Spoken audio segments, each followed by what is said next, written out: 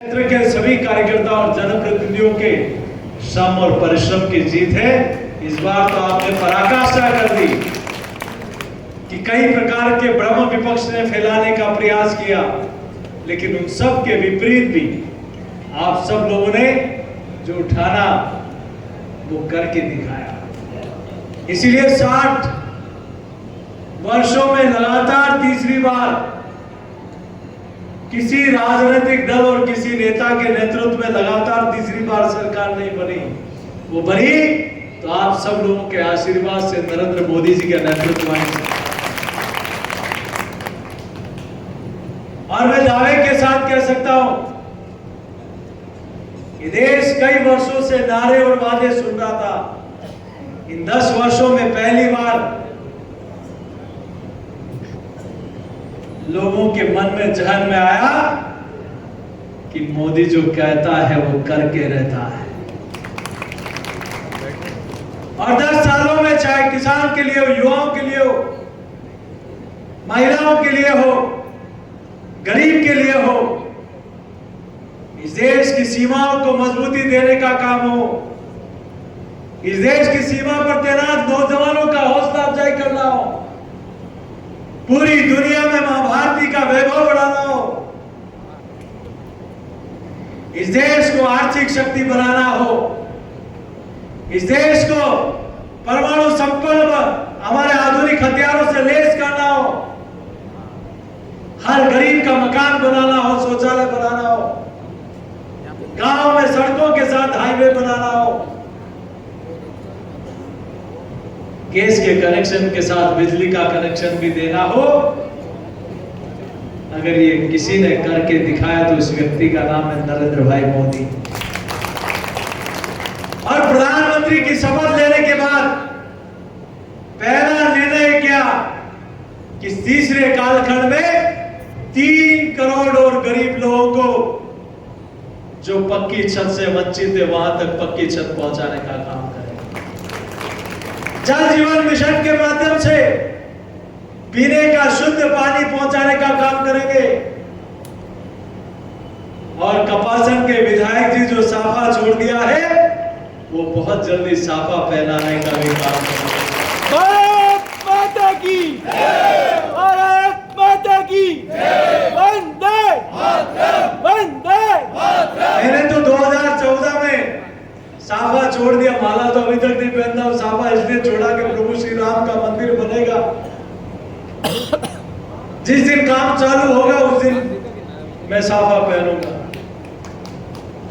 लेकिन मुझे नहीं पता कि इतनी जल्दी साफा पहनने को मिल जाएगा नरेंद्र मोदी जी की सरकार।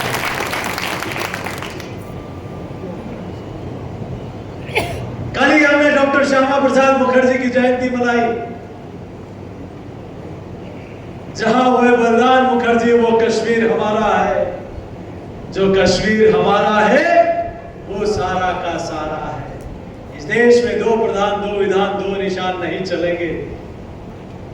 अब जो वरिष्ठ लोग बैठे हैं, तुलजा साहब, बंसीलाल नड्डा साहब, कई लोग यहाँ बैठे हैं जिन्होंने जनसंघ के जमाने से, और चित्तौड़गढ़ लोकसभा तो बहुत सौभाग्यशाली है। जब 1951 में जनसंघ की स्थापना के बाद 52 में जब पहला आम चुनाव हुआ, उसमें देश भर में 3 लोकसभा जीती गई, जिसमें स्वयं डॉक्टर श्यामा प्रसाद मुखर्जी थे। और 3 सीटों में 1 सीट चित्तौड़ लोकसभा की भी थी। 3 सीटों में 1 सीट उस समय 1952 में।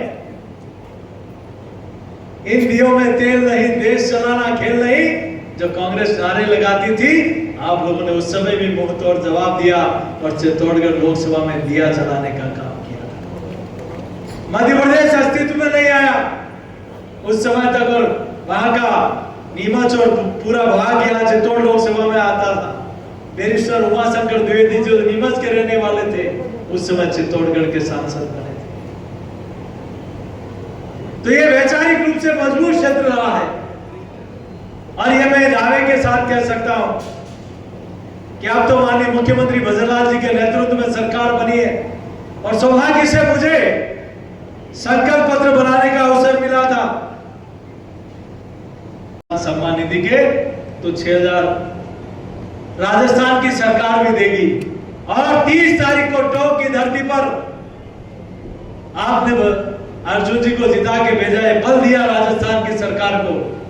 और माननीय मुख्यमंत्री जी ने 30 तारीख को निर्णय कर लिया कि पहली किस्त के रूप में किसान के खाते में हम 2,000 रुपए भेजने का निर्णय कर लिया और भेज दिया। 27 तारीख को झुंझुनू की धरती पर हमने कहा कि 1,000 से 1,500 रुपए पेंशन का करेंगे और माननीय मुख्यमंत्री जी ने निर्णय ले लिया। झुंझुनू की धरती से उन्होंने 27 तारीख को पेंशनधारियों के खाते में पैसा डालना शुरू कर दिया। अब उन्होंने कहा था कि एक तो अशोक गहलोत जी की सरकार थी जो अंतिम 6 महीने में 5 महीने में कहा कि हम 500 रुपए में एक सिलेंडर देंगे, लाइन में खड़ा रख के रजिस्ट्रेशन कराया और एहसास करा दिया कि हम आपको कुछ दे रहे हैं। लेकिन दूसरी तरफ मोदी जी और भजनलाल जी है जिन्होंने पहले 30 दिन में हमने कहा, पहले 30 दिन में मात्र 450 रुपए में सिलेंडर देने का निर्णय कर दिया, पहले 30 दिन में। और उन्होंने अंतिम 4 महीने में निर्णय किया। ये साफ अंतर नजर आता है। और अब तो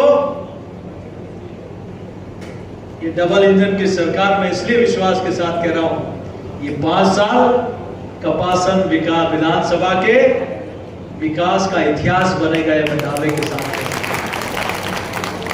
चाहे सड़क हो, चाहे इरिगेशन हो, चाहे पेयजल हो, ये तीनों, और बिजली हो। और बिजली में भी आज मैं आपके सामने कह के जा रहा हूं, ये बिजली का संकट क्यों आया? कांग्रेस की सरकार ने एक एग्रीमेंट करके गए, दिसंबर में बिजली खरीदी और गर्मी के समय में बिजली देंगे।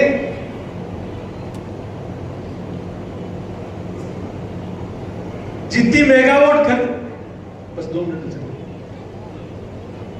घंटी बज गई, जितनी मेगावाट खरीदी थी उससे ज्यादा यहां देनी पड़ी। लेकिन ये कह सकता हूं कि अगले चुनाव में 2 सालों में राजस्थान को बिजली नहीं खरीदनी पड़ेगी, राजस्थान बिजली बेचने वाला प्रदेश बनेगा, किसान को बराबर बिजली मिलेगी। ये इस प्रकार का 1.5 लाख करोड़ का एमओयू बन गया।